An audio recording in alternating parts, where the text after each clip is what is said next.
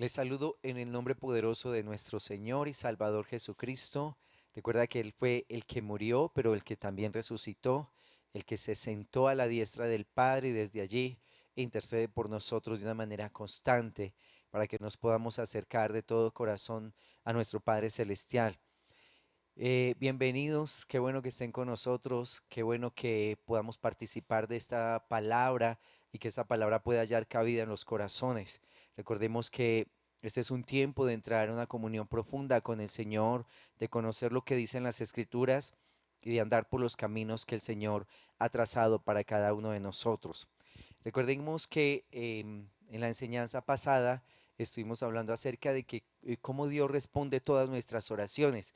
Las personas que lo buscaron de todo corazón y pusieron delante de Él en su altar cualquier petición que había en su corazón, Dios le respondió. Así que quiero seguir estimulando eso en los corazones, de poder estar orando, de poder regar nuestra ciudad con la intercesión, de poder bañar nuestras familias en oración también, para que el Señor haga grandes milagros en medio de nosotros. Quiero compartir una palabra que está en Primera de Reyes, en el capítulo 12. Primera de Reyes, capítulo 12, del versículo 25 en adelante. Dice: Entonces reedificó Jeroboam a Siquem en el monte de Efraín y habitó en ella, y saliendo de allí reedificó a Penuel. Y dijo Jeroboam en su corazón: Ahora se volverá el reino a la casa de David, si este pueblo subiere a ofrecer sacrificios en la casa de Jehová en Jerusalén. Porque el corazón de este pueblo se volverá a su señor Roboam, rey de Judá, y me matarán a mí, y se volverán a Roboam, rey de Judá. Y habiendo tenido consejo, hizo el rey 2 becerros de oro, y dijo al pueblo: Bastante habéis subido a Jerusalén. He aquí tus dioses, oh Israel, los cuales te hicieron subir de la tierra de Egipto. Y puso uno en Betel y el otro en Dan. Y esto fue causa de pecado, porque el pueblo iba a adorar delante de uno hasta Dan. Hizo también casas sobre los lugares altos, e hizo sacerdotes de entre el pueblo que no eran de los hijos de Leví. Entonces instituyó Jeroboam fiesta solemne en el mes octavo, a los 15 días del mes, conforme a la fiesta solemne que se celebraba en Judá, y sacrificó sobre un altar.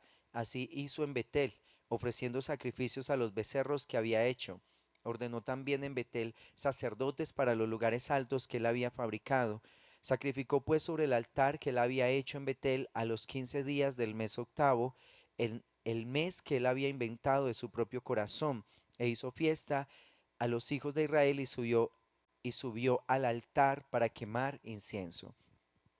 Recordemos un poco la historia de este hombre, del cual la escritura exalta algunas cualidades de él. Ahí en el capítulo 11 de Primera de Reyes, dice que en el versículo 28, dice: Y este varón Jeroboam era valiente y esforzado, y viendo Salomón al joven, que era hombre activo, le encomendó todo el cargo de la casa de José.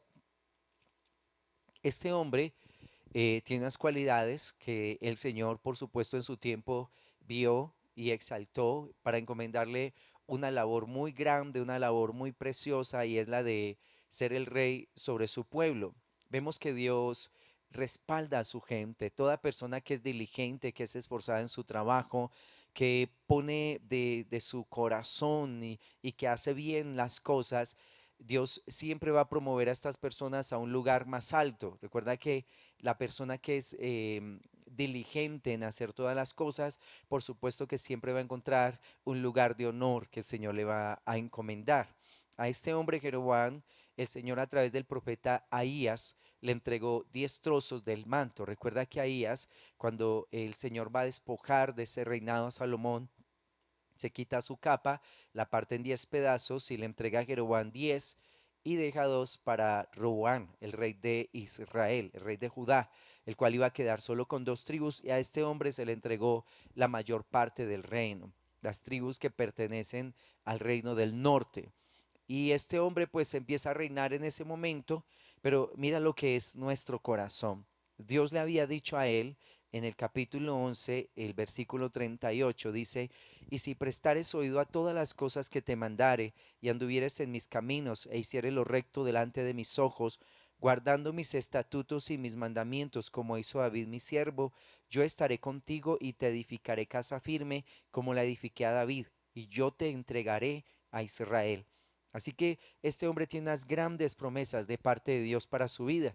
El Señor le dijo, si te guardas, yo voy a establecer tu reino y va a ser un reino firme. Dios quería concederle a él aún muchísimo más de lo que le estaba entregando en este momento, pero eso dependía de que Jeroboam se guardara para Dios, de que tuviera un corazón dispuesto, de que obedeciera a su palabra, porque qué importante es que guardemos la palabra de Dios, que conservemos su mandamiento en nuestro corazón. La escritura declara en el Salmo 1 que toda persona que medita en su palabra y lo hace de día y de noche, es como ese árbol que se planta junto a corrientes de aguas, que da fruto en su tiempo y dice, y todo lo que hace prosperará. Una persona que guarda el mandamiento de Dios en su corazón está destinada a ser bendecida, a ser muy prosperada, a que el Señor visite su vida con grandes bendiciones. Y eso es lo que Dios le está prometiendo a Jeroboam. Lastimosamente, pues por la maldad del corazón de él, por sus temores y también por sus ambiciones necias. Porque él está pensando, si la gente va a adorar en Jerusalén, que correspondía al reino del sur, pues seguramente se van a volver en el corazón a su rey Roboán y a mí me van a matar. Él empieza a llenar su corazón de prejuicios, de maldad, de engaño, de miedos, etcétera, y finalmente toma una decisión que es terrible y es construirle a su pueblo dos becerros y los colocó en las partes, en los lugares fronterizos donde la gente tenía que cruzar hacia Jerusalén para ofrecer sacrificio.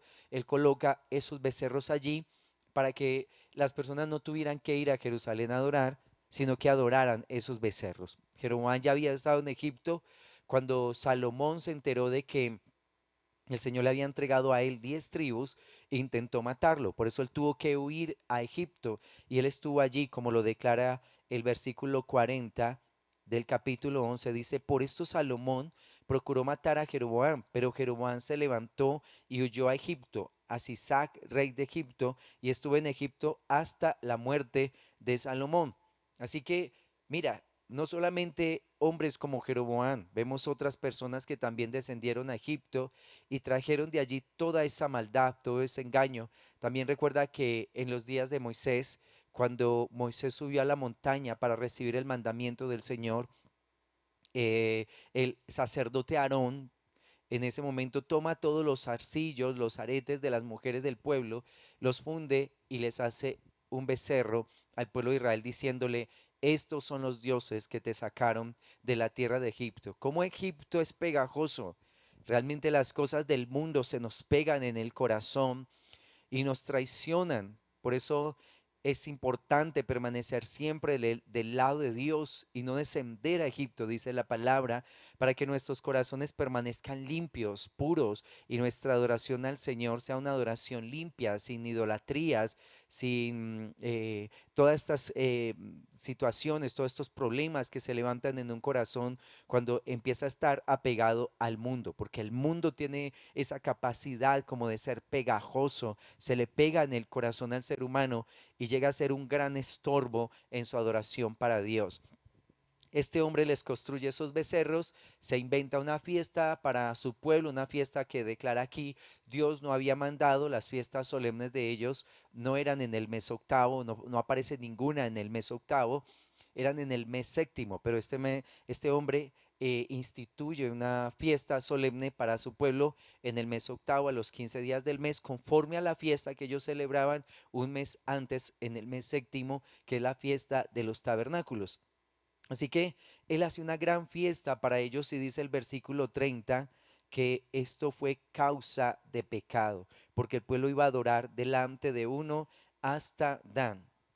Entonces vemos cómo estas costumbres paganas, estas costumbres egipcias, estas costumbres de los pueblos de la tierra, de estar idolatrando lo que no es Dios, de levantar altares a aquellos que se autoproclaman como el Señor, pero que no lo son, cómo esto empieza a traer una gran maldición sobre la tierra. Cuando las personas levantan altares a seres extraños, a ídolos inmundos, realmente la tierra empieza a entrar bajo una gran maldición. Esto fue causa de pecado para el pueblo de Israel y por supuesto vino unas consecuencias graves para ellos. El pueblo se fue deteriorando, deteriorando por haber dejado su adoración al Señor y finalmente terminaron en unos grandes pecados, en pecados impresionantes de idolatría, de fornicación. Ellos llegaron a asesinar a sus propios hijos entregándoselos a estos ídolos inmundos. Se entregaron a las pasiones desordenadas de su alma, de manera que llegaron a practicar grandes perversiones sexuales, tal como lo declara Romanos en el capítulo 1. Dice, por cuanto ellos no tuvieron en cuenta a Dios, Dios los entregó a las pasiones de sus corazones y terminaron ellos adorando aves, reptiles, toda clase de imágenes, y dice, Dios los entrega a las pasiones de sus corazones y terminaron deshonrando sus propios cuerpos, cometiendo pecados sexuales, hombres con hombres, mujeres con mujeres, dice, recibiendo en sí mismo el pago de su extravío. Entonces, todo altar idolátrico que se levanta en un lugar, por supuesto que va a empezar a oscurecer el ambiente espiritual de una ciudad, va a empezar a traer unas grandes opresiones espirituales y donde se entronan esas adoraciones a demonios, la gente empieza a perder la conciencia de lo que es santo y de lo que es profano, de lo que es limpio y de lo que es impuro. Empieza un desorden impresionante en el corazón. Este fue uno de los altares que se levantó en la Biblia que fue causa de pecado. También vemos en Génesis, en el capítulo 11, cómo la gente se puso de acuerdo para levantar una gran torre y declara la escritura que Dios descendió para confundir la lengua de ellos. En el versículo 6 del capítulo 11 dice, y dijo Jehová, he aquí el pueblo es uno y todos estos tienen un solo lenguaje y han comenzado la obra. Nada les hará desistir ahora de lo que han pensado hacer. Ahora pues descendamos y confundamos allí su lengua para que ninguno entienda el habla de su compañero. Así los esparció Jehová desde allí sobre la faz de toda la tierra y dejaron de edificar la ciudad. Por esto fue llamado el nombre de ella Babel, porque allí confundió Jehová el lenguaje de toda la tierra y desde allí los esparció sobre la faz de toda la tierra. Aquí es cuando ellos deciden edificar una torre, pero con unas intenciones equivocadas. Dice, hagamos una torre que llegue hasta el cielo.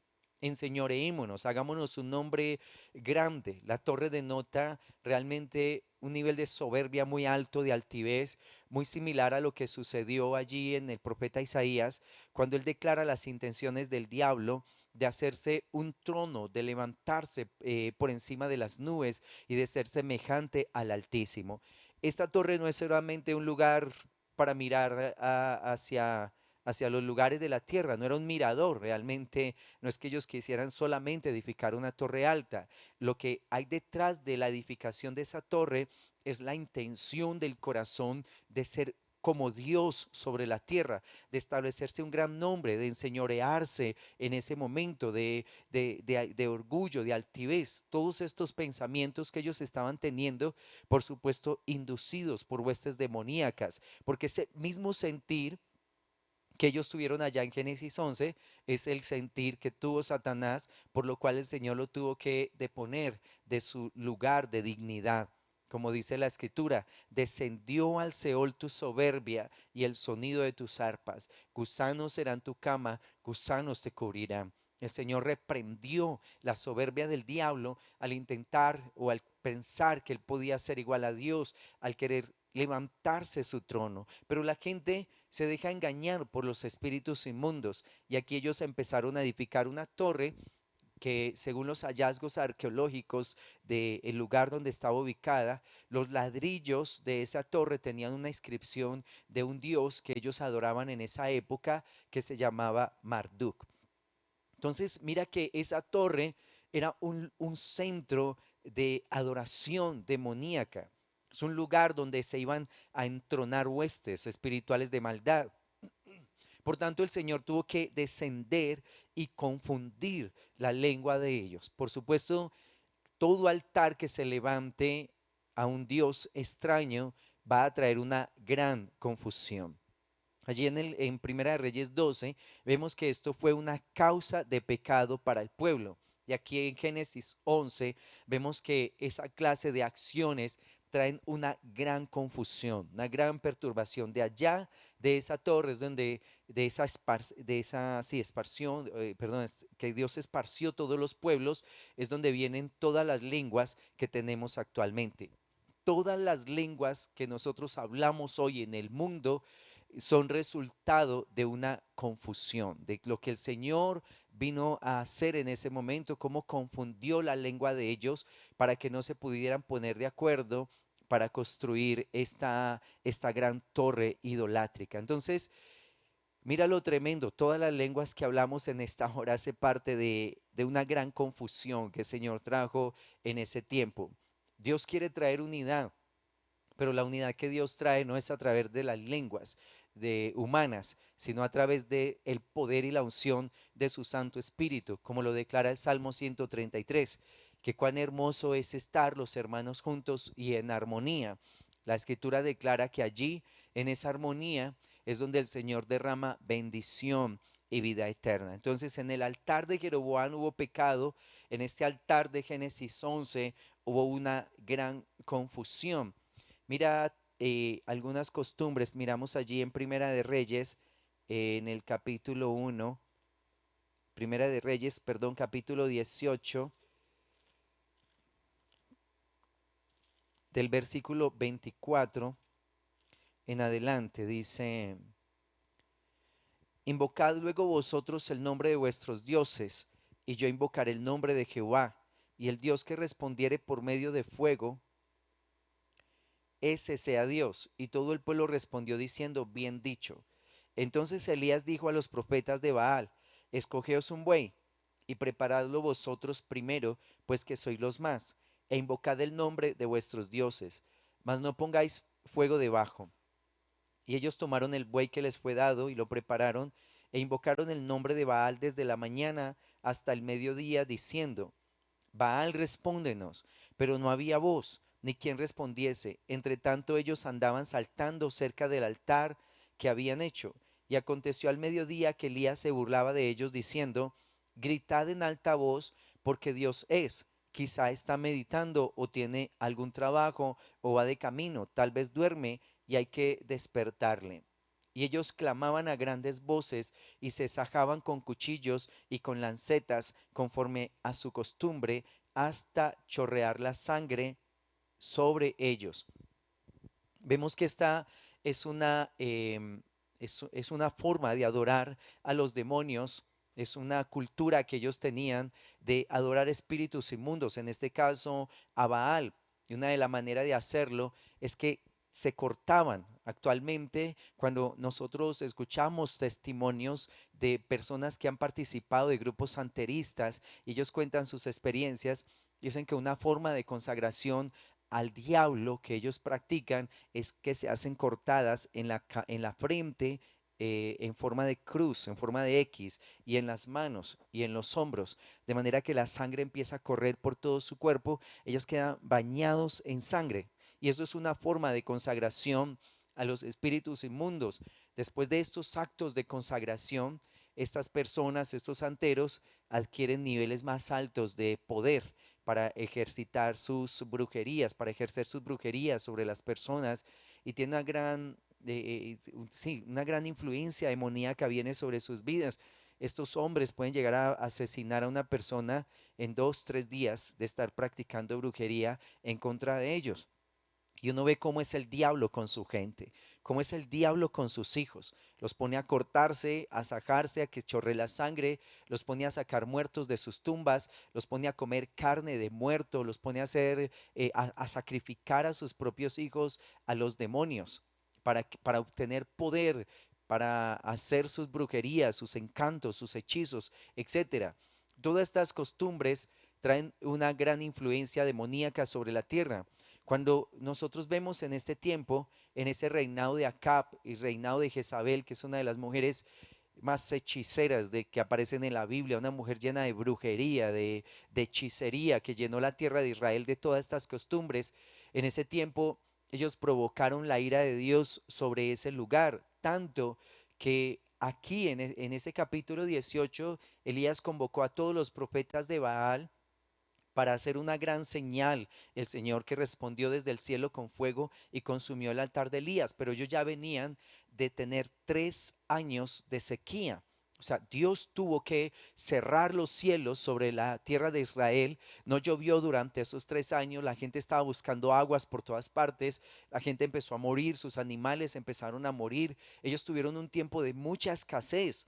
De mucha escasez. ¿Por qué? Porque mira, esta clase de costumbres se estaban practicando en medio del pueblo. Así que Dios tuvo que visitarlos con una calamidad para que ellos tuvieran alguna reacción, para que ellos pensaran y dijeran, ¿por qué nos está sucediendo todo esto?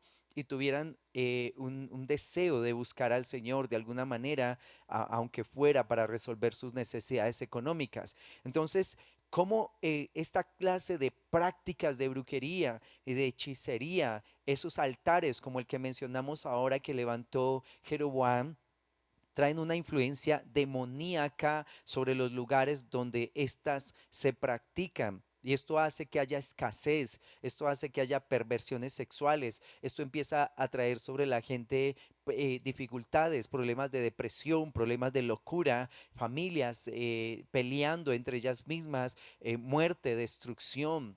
Toda clase de calamidad se viene para un lugar que tiene esta clase de prácticas. Allí en el capítulo 14 también vemos cómo ellos habían construido una imagen a la diosa de los cielos. En Primera de Reyes 14, versículo 15, dice, Jehová sacudirá a Israel al modo que la caña se agita en las aguas, y él arrancará a Israel de esta buena tierra que había dado a sus padres, y los esparcirá más allá del Éufrates, por cuanto han hecho sus imágenes de acera, enojando a Jehová.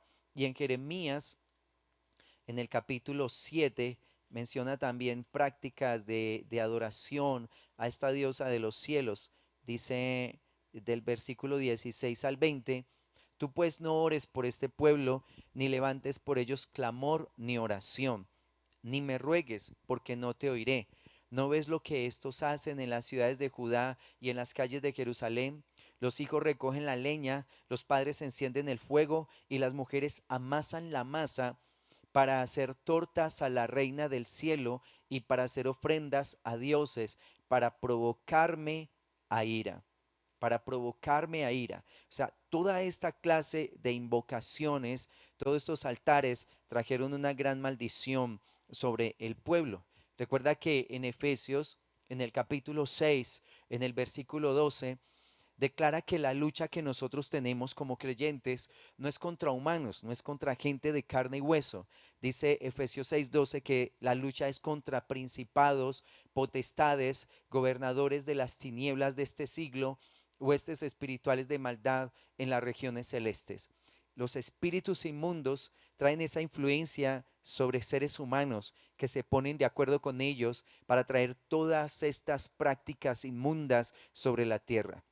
Y lastimosamente vemos cómo aún nuestros gobernantes practican esta clase de cosas. Hemos visto, por ejemplo, en nuestra nación, cómo nuestros gobernantes cuando han subido a su lugar, a su posición de honor que el Señor les entregó, muchos de ellos han entregado su vida y el país a los demonios, yendo a prácticas de ocultismo, participando de derramamientos de sangre, trayendo brujos, santeros, aún de otros países, para que maldigan nuestra nación. Y eso empieza a oscurecer los ambientes de un país, empieza a oscurecer los ambientes de las ciudades. También vimos, por ejemplo, en estas protestas que se dieron en este último tiempo, cómo la gente salió a las calles a protestar supuestamente por la injusticia del gobierno, pero también se acompañó de grupos de brujos que recorrieron el país con sus brujerías, con sus hechicerías, con sus invocaciones a los demonios. No hubo una sola plaza de nuestro país que no fuera contaminada con invocaciones demoníacas. Todos ellos ofreciendo sus inciensos a los demonios que ellos adoran. ¿Qué tiene que ver una cosa con la otra? ¿Por qué si un país está inconforme con la manera de gobernar de un hombre, qué tiene que ver eso con que hayan traído brujos, con que todos estos grupos indígenas hayan derramado sus hechicerías sobre nuestra nación? Por eso qué importante es que la iglesia se levante con un clamor constante, con arrepentimiento, antes de que vengan los juicios de Dios sobre la tierra. Uno de los profetas del Antiguo Testamento exhorta a buscar al Señor con oración y ruego antes de que se cumplan los decretos. O sea, antes de que la fecha destinada para los juicios venga sobre las naciones, venga sobre nuestra tierra, es necesario que la iglesia se humille y busque el favor de Dios y le pidamos perdón por todas esas prácticas de brujería, de hechicería. Este hombre acá por sus brujerías, Jezabel por sus hechicerías, murieron de una manera dramática. Acá fue llevado a la guerra por espíritus de mentira para que muriera allí. Y Jezabel fue arrojada desde las alturas, cayó, se desparramaron sus entrañas y vinieron los perros y se la comieron. Solamente la dejaron en su mero esqueleto y ni siquiera fue sepultada esta mujer. Entonces, ¿cómo nosotros vemos que estas prácticas provocan la ira de Dios, provocan el enojo del Señor sobre un lugar, sobre una nación, sobre la tierra? Así que por eso la iglesia debe ponerse en la brecha a buscar el rostro del Señor. Nosotros podemos ver cómo sobre nuestra tierra se derrama tanta idolatría. Por ejemplo, nosotros como nación, vemos que se ofrece una oración a los muertos. Tú ves la iglesia tradicional, no hay un solo día en la iglesia tradicional donde no se le ofrezca un sacrificio a los muertos. Nuestra gente cree que sus muertos se pueden sacar de un lugar que ellos llaman el purgatorio. Y la escritura declara que la gente cuando muere va a un lugar de descanso o a un lugar de tormento. No hay un tercer lugar donde la gente vaya. Y nuestra gente que tiene esa clase de costumbres está ofreciendo constantemente sacrificios a los muertos, quebrantando así el mandamiento que el Señor declaró allá en Levítico, donde dice, no invocarás espíritus de muertos. La gente recuerda a sus muertos y le ofrece sacrificios. Los espiritistas invocan esos espíritus de muertos pensando que son ellos los que regresan, pero realmente una persona que muere no puede regresar. Lo vemos en la historia del rico y Lázaro, que está ya en Lucas en el capítulo 16. Pero si vienen demonios que suplantan esas identidades y engañan a la gente. Nosotros aquí en nuestra nación tenemos la oración a las ánimas, a la cual se le ha escrito también una novena que la gente invoca. Las personas invocan a las ánimas aún para que los despierten en la mañana, para que no les dejen coger la tarde. Les ponen monedas en las ventanas de sus casas para que cuiden sus hogares, etcétera. Eso es una abominación, es una cosa que está en contra del mandamiento del Señor. Y cuando las personas hacen eso, por supuesto que empiezan a traer juicios sobre la tierra. Tenemos altares de brujería, casi en todas las ciudades, en unas más que en otras, hay altares de brujería, de hechicería, donde se invocan demonios, espíritus inmundos. Por ejemplo, uno de los demonios que se invoca en este tiempo es este demonio que se hace llamar Gregorio Hernández.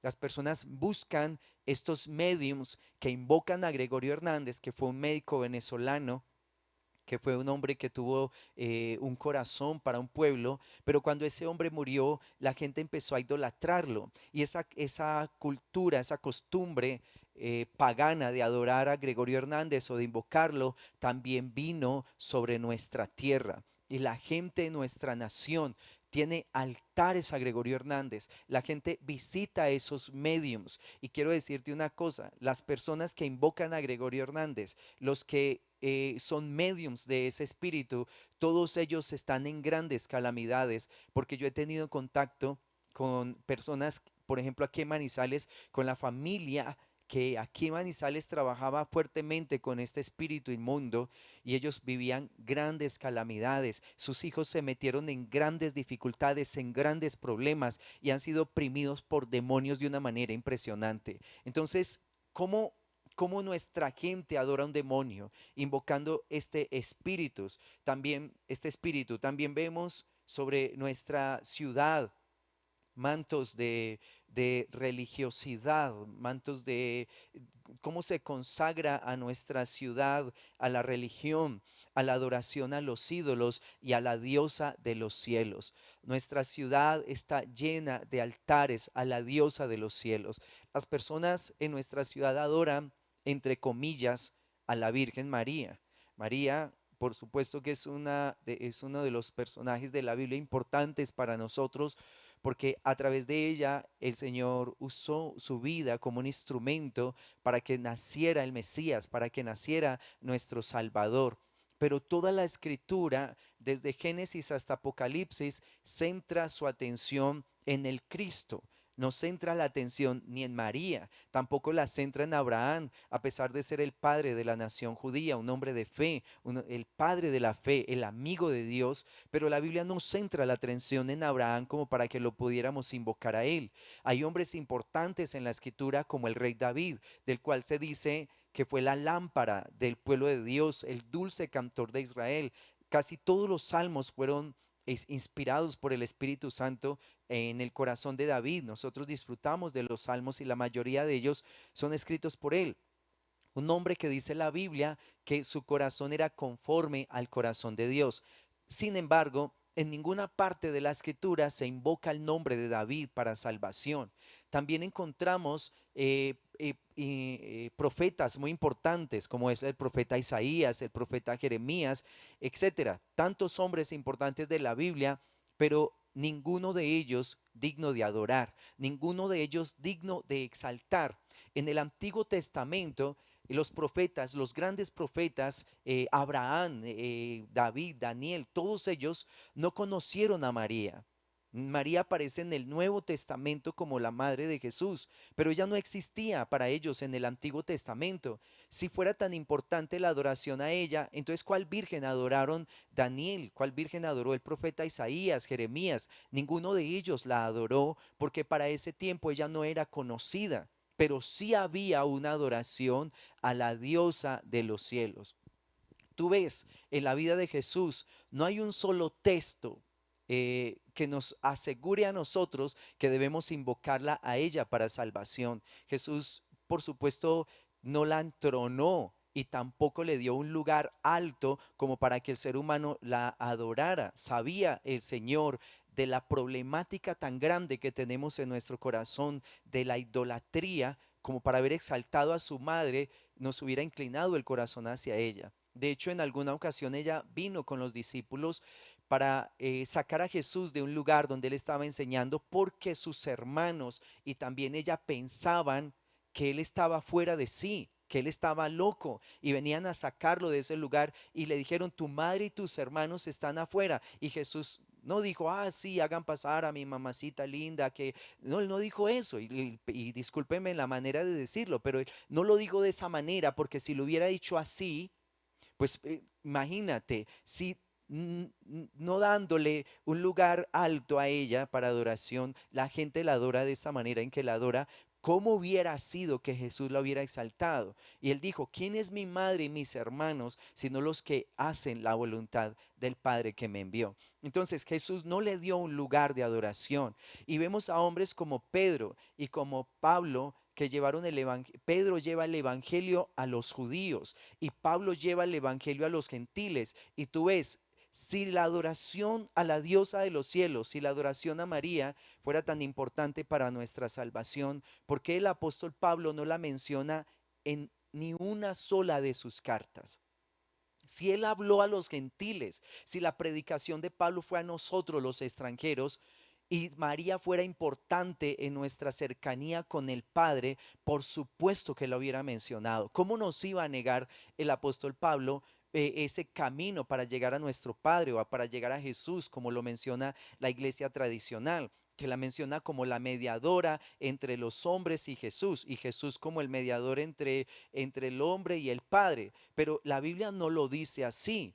Dice en primera de Timoteo 2:5: porque hay un solo Dios y un solo mediador entre Dios y los hombres, Jesucristo hombre. María no aparece como mediadora entre Dios y los hombres, pero la gente le ha dado un lugar tan alto, tan sublime, similar al que en el Antiguo Testamento los pueblos paganos le dieron a la diosa de los cielos. Entonces, esta adoración a esos ídolos, entronar ídolos sobre nuestros aires, hace que potestades inmundas empiecen a ejercer una influencia muy impresionante sobre la gente y que empiecen a estimular los pecados sexuales, que empiecen a estimular la violencia, que empiecen a estimular aún la locura, que traigan locura sobre las personas, grandes problemas mentales, ruina a nivel económico. Todos estos altares traen una gran inmundicia sobre nuestra población. Espíritus que traen depresión, fuerzas demoníacas que oprimen el cerebro de la gente, que opacan la inteligencia, que opacan el entendimiento. Cuando una persona es verdaderamente inteligente y sabia, lo declara Deuteronomio en el capítulo 8. Cuando el Señor menciona estos mandamientos que yo les estoy dando, van a ser para ustedes su sabiduría y su inteligencia. Los pueblos alrededor van a decir: ¿qué pueblo tan sabio y tan entendido es este que tiene leyes tan sabias, tan excelentes? Porque solo la palabra de Dios nos hace verdaderamente sabios, nos hace verdaderamente inteligentes. Si tú quieres ser la persona más inteligente sobre la tierra, lee la Biblia. La palabra de Dios estimula tu inteligencia, ilumina tu entendimiento. Gentes haciendo experimentos, conectando aparatos al cerebro, han podido ver cómo personas creyentes, cuando leen la Biblia, una parte de su cerebro se ilumina. Los aparatos muestran cómo una parte del cerebro se ilumina cuando las personas acuden a leer la escritura. Entonces, qué tremendo es esto, amados, que la iglesia necesita empezar a orar por estas situaciones, para que el Señor envíe sus aguas frescas, para que el Señor empiece a derribar esos altares inmundos, para que el Señor no traiga sobre nosotros juicios por causa de esta gran ignorancia de un pueblo adorando lo que no es Dios. Imagínate la gente adorando esos demonios que llevan a las personas a cortarse los hombros, la cabeza, a que chorre la sangre, y la gente adorando al diablo, y el diablo pidiendo una doncella, una niña virgen para sacarle el corazón, y esos hechiceros comerse en el corazón de una persona. Esos brujos sacrificar a jovencitas embarazadas y sacar de sus vientres a esos bebés para comerse el corazón de un niño. ¿A qué persona se le ocurre eso? ¿A qué ser inteligente, qué hombre o qué mujer con los pies puestos sobre la tierra se le ocurre asesinar a una persona para devorarse su corazón? ¿A quién se le ocurre sacar un muerto para comerse la sangre es la carne descompuesta de un cadáver? Solo al diablo se le ocurre poner a sus hijos en un nivel de humillación y de vileza como esa, porque así es el diablo. Eso dice la escritura, que el diablo vino para robar, para matar, para destruir. Y esos demonios estimulan el odio, estimulan el resentimiento, la maldad, la división entre familias. Mira, una de las exhortaciones que hago mucho en estas enseñanzas y es: si tu familia está en contiendas, si tú constantemente peleas con tus hijos, si tus hijos pelean contra ti, si todos en tu familia mantienen discordias y división, tu familia está oprimida por demonios. Debes entender eso. Si en tu familia hay constantemente discusiones, todos pelean contra todos, la mirada es horrible, los ceños están fruncidos, hay discusiones, pleitos, celos, contiendas, allí está la sabiduría que es terrenal, animal y diabólica. Tu casa está endemoniada. Discúlpame que te lo diga de esta manera tan fría, pero es la verdad. ¿Cómo? Y hay familias que son creyentes, que tienen la Biblia, que oran, que leen la palabra, pero se levantan de leer la Biblia a discutir con un hermano, a discutir con la mamá, a discutir con los hijos, etcétera, a gritar, a tirar cosas, a darse en golpes. ¿A quién? ¿A quién se le ocurre que después de tener un encuentro sobrenatural con Dios, que después de ir a la palabra que es santa, que su palabra es bendita y gloriosa, me voy a levantar de ahí a decir una grosería, a pegarle a uno de mis familiares, a discutir por dinero, a discutir por cosas y decir que sí, que Dios está entronado sobre un hogar. Por supuesto que no. Por supuesto que no. Esa familia está oprimida por demonios. Hay espíritus inmundos que tienen con manos oscuras agarrado el entendimiento de la gente. Hay demonios en forma de manos. Yo los he visto. Demonios en alguna ocasión, en una noche sentí esa opresión y cuando abrí los ojos habían dos manos flotando en el aire. Esas manos me cogieron, manos solo manos, y me cogieron las manos y ya no me dejaban mover. Hay manos, demonios con forma de manos, atrapan la mente, el entendimiento y lo oscurecen, traen grandes dolores en la cabeza, oprimen el entendimiento, traen locura, traen depresión, traen pleito, contienda en medio de las familias. La iglesia tiene que despertar, amados. Nosotros no podemos seguir viviendo en convivencia con los demonios, pensando que el Espíritu Santo está reinando sobre nuestras vidas. La escritura declara allá en Santiago, en el capítulo 3, dice, pero la sabiduría que desciende de Dios, la que viene de lo alto, es pura, es pacífica, es benigna, llena de buenos frutos, sin incertidumbre, sin hipocresía. Sin incertidumbre, sin hipocresía. Entonces, ¿cómo nosotros, si nuestra relación es buena con el Señor? Por supuesto que eso se nota en nuestra forma de vivir. Claro que sí, una persona que se alimenta bien, que está comiendo bien, que tiene buenos nutrientes, pues se nota en su cuerpo, en su salud, ¿sí? Por supuesto que se tiene que notar. Si una persona se está alimentando de las escrituras, si tiene buenos tiempos de oración, si verdaderamente se está encontrando con Dios, su forma de vivir es totalmente diferente. Se nota su forma de vivir. Claro, es una persona que se ofendió, si ofende a alguien y ora y lee la Biblia, ¿qué le va a decir el Espíritu de Dios? Hijo, hablaste más de la cuenta, dijiste una palabra que no tenías que decir, ve y pide perdón, ve y restaura la relación, ve y coloca la mejilla, ve y entrega tu capa, la túnica, camina la otra milla, devuelve lo que quitaste, etcétera. Ese es el estilo de vida. Pero una persona que es orgullosa, todos me tienen que pedir perdón aquí, es que aquí todos son unos paganos inmundos del diablo, yo soy el creyente, yo soy el que cree en Dios, aquí todo el mundo viene y se me postra aquí y reconoce que se equivocaron.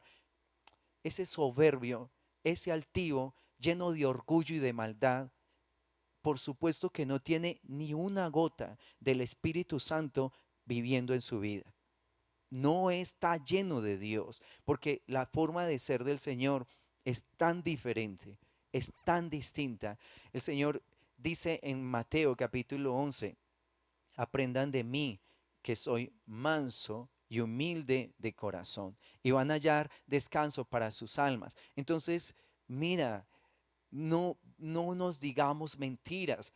¿Para qué nos vamos a mentir sobre la tierra si después nos vamos a encontrar con esa verdad después de la muerte? ¿Sí? Vivir de mentiras en la tierra pues nos va a sentenciar eternamente. Una persona va a llegar al infierno y va a decir, ¿yo por qué estoy aquí? Y dice, por mentiroso, por mentiroso, porque no entendiste la Biblia, porque peleaste con todo el mundo, porque odiaste, porque fuiste resentido, porque aruñaste la cara de muchos, porque fuiste vulgar, etcétera. ¿Sí? O sea, ¿para qué nos vamos a decir mentiras si finalmente estamos es ante el juez del universo?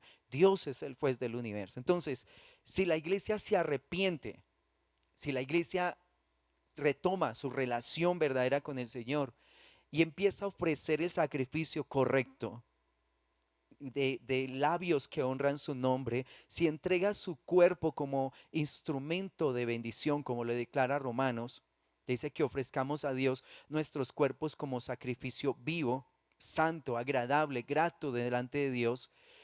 La oración del pueblo y ese altar de bendición que levantamos a Dios en nuestros cuerpos va a ser que esas sentencias que hay sobre las ciudades, sobre los pueblos, por la idolatría, por la adoración a la Virgen, por la adoración a Gregorio Hernández, ahorita también que llegaron todo este grupo de venezolanos y trajeron también sus dioses, el indio Guaycapurú que ellos adoran allá, ellos tienen varios ídolos y trajeron su brujería sobre nuestra nación. Que es común que ellos allá tengan celebraciones donde sacan sus tambores y empiezan a invocar el nombre de sus dioses, empiezan a una adoración idolátrica impresionante. Es muy común allá en Venezuela ver gente haciendo rituales donde se desnudan y se bañan en sangre.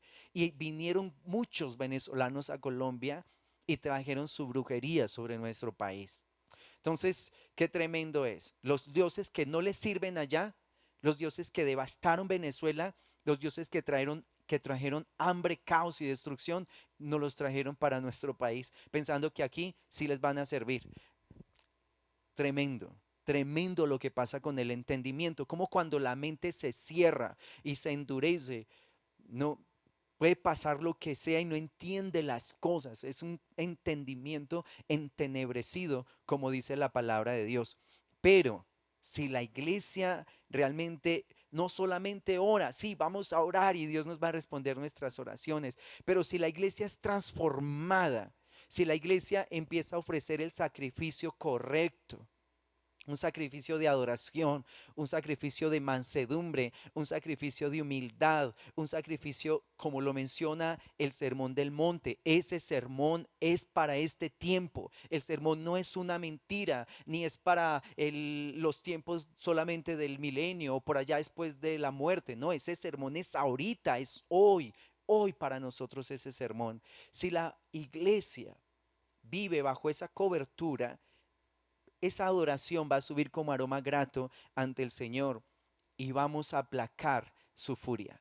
Vamos a aplacar los juicios, vamos a aplacar la ira de Dios y vamos a tener más tiempo para bendecir nuestra ciudad. Vamos a tener tiempos de bendición, de bálsamo, de refrigerio. Por eso es necesario que la iglesia empiece a ofrecer el sacrificio correcto. Sí, Dios va a responder nuestras oraciones como hablamos en la enseñanza pasada, pero si tenemos personitas vulgares, malgeniadas, iracundas, soberbias, pecadoras, con pecados sexuales, con toda esta clase de situaciones, pues no creo que sea derramada la bendición sobre la tierra, porque tiene que haber una coherencia entre lo que pensamos y lo que hacemos. Y creo que esa es una oración que podemos hacer porque Dios hizo una promesa. Él dijo que Él haría que hubiera coherencia entre la manera de pensar y la manera de actuar. Si somos coherentes con nuestra forma de vivir, el Señor va a empezar a visitar nuestra tierra con bendición. Él va a abrir espacios en los aires de nuestra ciudad y va a empezar a derramar su bendición por amor a aquellos que se levantan en sus vidas como aroma grato delante de Dios. El Señor va a traer salvación. Tú ves en Lucas, en el capítulo 2, allí estaba Simeón. Y dice, él era un hombre justo y piadoso, que esperaba la consolación de su pueblo, y le había sido dicho por el Espíritu que él no vería la muerte antes de encontrarse con el Salvador. Y qué tremendo es Dios, qué misericordioso, qué bueno que cuando María y José traen al niño al templo, el Espíritu Santo le dice a este hombre, a Simeón, Simeón, vamos al templo, hoy es el día, hoy te vas a encontrar con tu salvación. Y cuando Simeón vio al niño, lo reconoció como el Salvador. Tremendo esto, un niño envuelto en pañales, un niño que tú dices, ¿cómo sabía él que él era el Mesías? Porque el Espíritu de Dios se lo reveló y ese hombre tuvo en sus brazos a Jesús, de las pocas personas en la tierra que pudo cargar al creador del universo. Y pudo decir, ahora despides a tu siervo en paz, porque mis ojos han visto tu salvación. ¿Por qué Simeón vio la salvación del Señor? Por eso, porque Simeón era un hombre justo y piadoso que esperaba la consolación de su pueblo. Y a Simeón le añadió el Señor esta mujer, Ana, la mujer hermosa que había enviudado hacía 84 años. Vivió casada 7 años, su esposo muere y 84 años esta dama dedicada a la oración y al ayuno. Imagínate, 84 más 7 de casada son 91, que se hubiera casado más o menos entre 15 y 16 años. Estamos hablando de una dama que tenía más o menos 106, 107 años, llena del poder de Dios, intercediendo, ayunando, ¿sí? Mm, no mucho como nuestra gente en este tiempo, que un ayunito hasta el mediodía y siente que se va a desmayar. Ya está bostezando, ya está adormecida, ya siente que se le va a ir el alma cuando deja de desayunar. Solo hasta el mediodía, solo hasta el mediodía. Esta dama todo el tiempo estaba en oración y en ayuno, buscando el rostro de Dios, pidiéndole a Dios visita a nuestra tierra. Cuando Ana está en el templo y entran con el bebé, no, la mujer se le iluminó el corazón, reconoció a ese niño como el Salvador, también lo tuvo en sus brazos y dice, y hablaba maravillas del niño a todos los que estaban ahí. Querida iglesia, querida y amada iglesia, la vida con el Señor es oración, ayuno, búsqueda de su palabra y transformación de mi carácter. Yo no solo puedo leer la Biblia y orar y vivir como si fuera un demonio. Tú no puedes vivir como si estuvieras endemoniado. Tú tienes que vivir como un hijo de Dios, una persona justa, una persona con sabiduría, una persona que lidia con sus problemas en oración, en clamor, que es pacificador, tranquilo, aquí nadie va a pelear, no tiene necesidad de gritar, no hay necesidad de eso, vamos a resolver esto con calma, con sabiduría en el Señor, sin gritos. ¿Para qué gritamos si los gritos no solucionan nada? ¿Para qué nos vamos a poner a pelear si las peleas no solucionan nada? Es bajo la dirección del Espíritu Santo del Señor. Así nuestras vidas van a ser altares. Ellos levantaron altares a cera. Nuestra ciudad está llena de altares a cera, a la diosa de los cielos. En un barrio tú puedes encontrar 5, 6, 7, 10 altares a la diosa de los cielos. Altares a seres tan raros que yo ni conozco.